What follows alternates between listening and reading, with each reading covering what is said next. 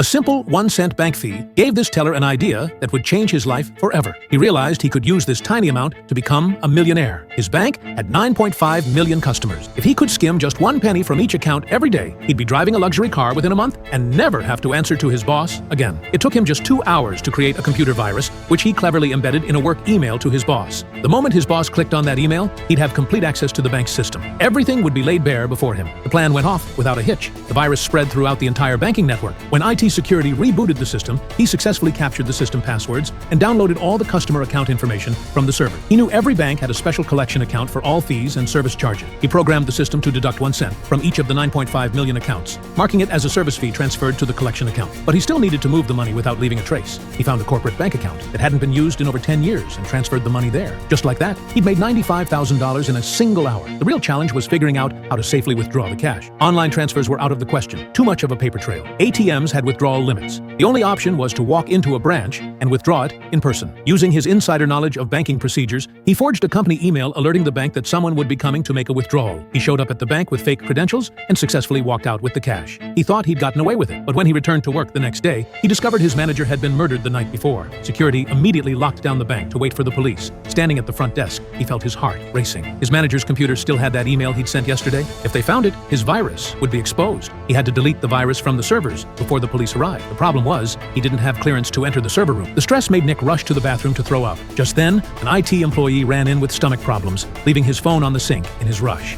In that instant, Nick had an idea. He peeled off the guy's screen protector. A perfect fingerprint was clearly visible. This was his key to the server room. He changed into janitor's clothes and avoided all the security cameras. First stop, the network center. Nick forced a system upgrade, temporarily shutting down all the bank's surveillance cameras. That bought him 15 minutes. He randomly selected one of the employees with server room access and cloned their ID badge. Then he successfully made it to the server room. Nick began working on the servers while security noticed something was wrong and headed to investigate. Fortunately, he managed to delete the virus just before security arrived, escaping the server room at the last possible second. Back home, an even bolder idea struck him. His bank wasn't the only one out there. There were 8 other major banks in the country with a combined 100 million customers. If he took just 1 penny from each person, can you imagine how much Nick could make?